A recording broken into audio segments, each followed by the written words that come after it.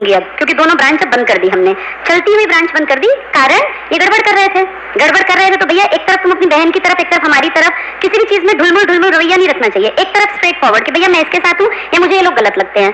अब कहानी क्या है कि इन सब लोगों ने जब ये सैटरडे को हुई ये हरकत, तो इन सब लोगों का उसमें हाथ था। ये सब षड्यंत्रकारी हैं। कल को मुझे या परिमल सर को या मेरे बच्चों को कोई भी नुकसान पहुंचता है तो उनमें ये सब लोग कल्प्रिट हैं।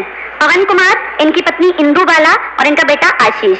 ये पब्लिक डोमेन में खड़ी होकर मैं ये बात कर रही हूँ ताकि इन लोगों की भी आंख खुले। ये क्या सोच के बैठ गए कि कोई फर्क नहीं पड़ता, कुछ भी कर लो। हर एक आदमी को पता हो, पूरे एमसीडी को पता हो कि पवन कुमार कि किस लेवल का आदमी है, कैसे इसने अपनी भाभी का सारा पैसा खा लिया जो सरकारी नौकरी का था।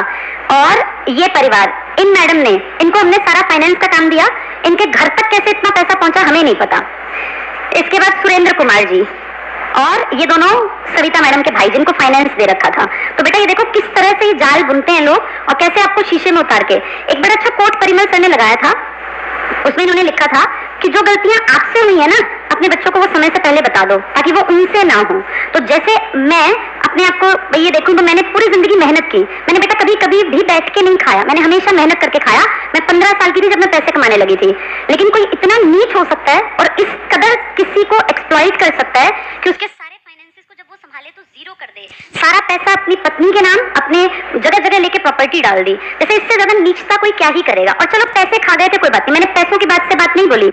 मैंने ये बात मुझे बोलने पे मजबूर होना पड़ा जब वो इस बदतमीजी पे आ गए कि अपने भाई पे जानलेवा हमला कर रहे हैं, इसीलिए बोलना पड़ा। तो ये जागरूक रहने का समय है बेटा। और इन सबको जो शिक्षा मिल रही है वो परिमल सर की माता जी हैं सावित्री देवी जी, जो सारा पैसा, ज्वेलरी और सब कुछ खा के चंपत हो गई हैं। इसको गबन कहा जाता है, मेरी भाषा में गबन कहते हैं। मैं बिल्कुल खिलाफ हूँ भाई किसी भी माँ के बारे में बुरा बोलने के, लेकिन बेटा अब मेरा एक्सपीरियंस ये है, 4 साल पहले मैंने एक कविता गाई थी मदर्स डे पे, बहुत बढ़िया कविता थी, बहुत चली वो कविता, दिल से गाई थी। लेकिन इन 4 सालों में मेरा परसेप्शन बदल गया और आज मैं कहती हूँ कि विश्वास मत करना कभी भी। आंख बंद करके विश्वास करना, आंख बंद करके मत करना। ये नाम भी आज के इस कलयुग में कालिक पोत सकता है, ये नाम भी। तो ना भाई पे आंख मत बंद करना, विश्वास करना। बेटा रिश्ते निभाना जरूरी है तो विश्वास करो, लेकिन आंख बंद करके मत करना। क्योंकि ऐसा नहीं कि हमारे साथ, अब मुझे पता चला बहुत लोगों के साथ ऐसा हुआ है। अपने आप को सेफ हैंड रखना चाहिए और जो पैसा कमाए पैसा उसी को हैंडल करना चाहिए।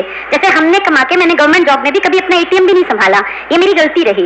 इतनी आंख नहीं बंद करनी चाहिए कभी भी, क्योंकि ऐसे लोग जो होते हैं ना, ये कभी भी आपको, जैसे सांप होता है ना, नाग होता है, वो डस लेता है, वो काम है इन लोगों का, इन सब का। तो बेटा तुम लोग भी, ये जरूरी था बताना। उसने पूछा उस लड़के ने नीचे जब मैं आ रही थी, तो मेरे मन में था कि बता देना चाहिए, हमने जो गलती की तुम मत करना। आज हालात ये हैं कि इनके सारे परिवार में सबके पास, जो ये लोग गांव में भेज दिए गए हैं, इनके पास ऑडी, इनोवा, बाइक भी कौन सी, वो रॉयल एनफील्ड, और स्कूटी है इलेक्ट्रिक अलग और वैसी अलग। एक भी उन्होंने खुद नहीं खरीदी, सब मेरी मेहनत की कमाई से खरीदा गया था। और जानते हो मेरे नाम क्या है? मेरे नाम है करोड़ों रुपए का लोन। तो इन सब ने क्या चीट किया मिलके कि खुद सारी संपत्ति के मालिक अपनी पत्नियों को बना दिया, अपने नाम ले ली, पवित्र कुमार के नाम ले ली, सावित्री देवी के नाम ले ली और लोन दे दिया मेरे नाम। ये लोन हमने लिया 2021 में, शायद 21 या 22 में। उस टाइम की प्रॉपर्टी संभाली तो इंदु बाला जी के नाम निकली, लोन संभाला तो मेरे नाम निकला। जो जिस प्रॉपर्टी में अभी हम तुम्हारी क्लासेस ले रहे हैं ना, इसका लोन कभी लिया था 2011 में, जब चेक किया तो वो भी नहीं भर रखा, वो भी मुझे भरना पड़ेगा। तो ये हालात है बेटा। कोई किसी को किस तरह से चीट कर सकता है ना, उसका सबसे बड़ा एग्जाम्पल है ये परिवार। तो आगे तुम सबको ये लेसन है कि विश्वास करना, लेकिन आंख बंद करके मत बैठना। ये भी आज के टाइम में भाई या माँ, ये किसी भी हद तक नीचता पे जा सकते हैं। मैं ये नहीं कह रही सब जाएंगे, ऐसा ना हो हम सबको मान लें, लेकिन ये जा सकते हैं, इसलिए सजग रहना। मेरे साथ इतना बड़ा फ्रॉड हुआ है और फ्रॉड करने वाला कोई और नहीं है, मेरे हस्बैंड का खुद का परिवार है। इनकी माताजी जो एक विधवा औरत हैं, इन पे दुख आता था मुझे कि कितनी परेशान है, सांस की बीमारी है उनको, पता नहीं कितने सालों से, 40 साल लगभग हो गए होंगे, 40 सालों से अस्थमेटिक पेशेंट हैं और विडो हैं वो 24 साल से। तो उनको देख के वैसे ही तरस आ गया। मैं जब पहले दिन आई थी ना, तो मुझे ध्यान है, मुझे फील हुआ था कि नहीं, इस औरत को, मैंने उनको एक बात कही थी, मुझे तो याद नहीं थी, उन्होंने बाद में बताया।